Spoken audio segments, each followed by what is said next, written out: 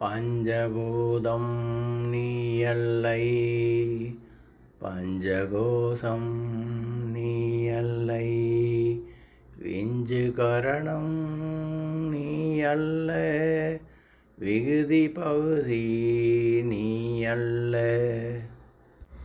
தொஞ்சு ஜீவன் நீயல்ல, தோன்று பரமோ நீயல்ல, நெஞ்சில் சிறிதும் ஐயுரேல் நீயே அந்த பரமசிவம்.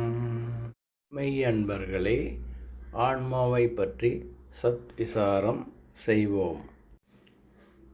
ஆன்மா ஏன் தெளிவாக தெரியவில்லை?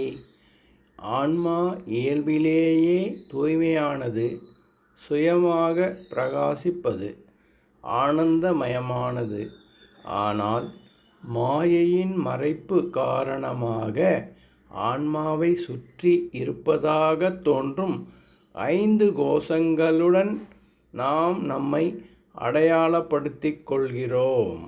அவைகள்: 1. அன்னமய கோஷம், உணவால் உருவாகி வளர்கின்ற தூல உடல். 2.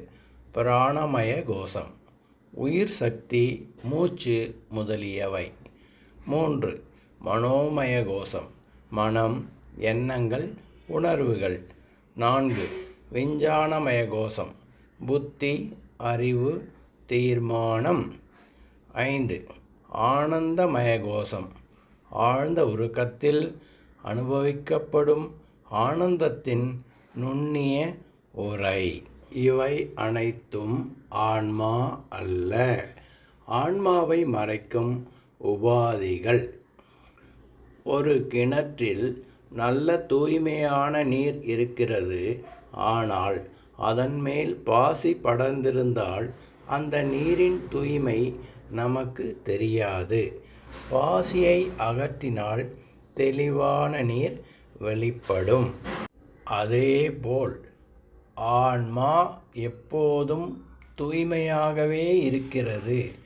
ஆனால் உடல், மனம், புத்தி போன்ற கோஷங்களுடன் நான் என்று அடையாளப்படுத்திக் கொள்வதால் ஆன்மாவின் உண்மையான சொரூபம் நமக்கு தெளிவாக தெரியவில்லை.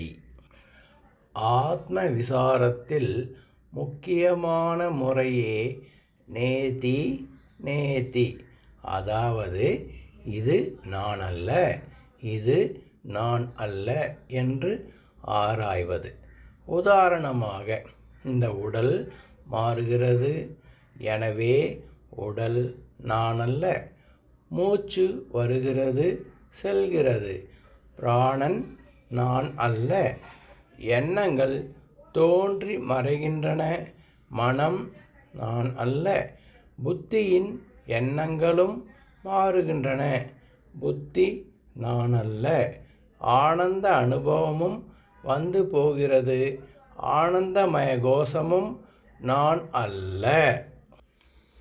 அப்படியானால் இவற்றையெல்லாம் அறிந்து கொண்டிருப்பது யார் என்று விசாரிக்க வேண்டும். அந்த அறிபவனே ஆத்மா. பஞ்சகோஷங்களையும் விளக்கிய பிறகு ஆத்மா எப்படிப்பட்டது என்று அறியலாம்.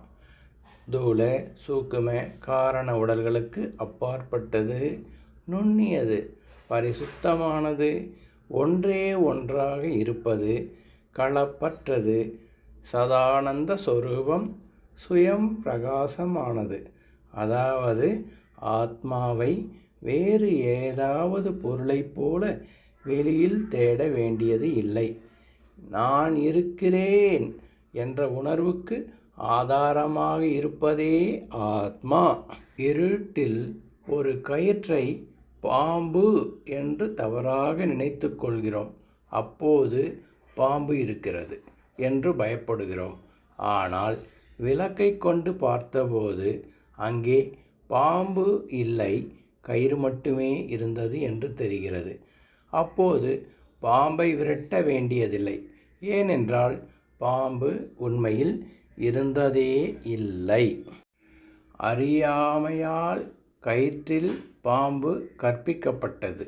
அதேபோல் அறியாமையால் ஆத்மாவில் நான் உடல், நான் மனம், இது உலகம், இவன் வேறு, அவன் வேறு என்ற நாம ரூப வேறுபாடுகள் கற்பிக்கப்படுகின்றன. ஆத்ம ஞானம் முழுமையாக ஏற்பட்டபோது நான் இந்த உடல் அல்ல, நான் மனமல்ல, நான் புத்தி அல்ல, இவற்றை அறிந்து கொண்டிருக்கும் சுத்த சைதன்யமே நான் என்ற தெளிவு ஏற்படுகிறது. அதன் பின்னர் இன்னொரு ஆழமான உண்மை வெளிப்படுகிறது.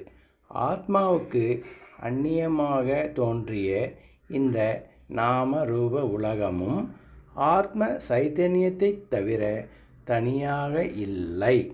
எல்லாவற்றிற்கும் ஆதாரமாக இருப்பது ஒரே பிரம்மம்.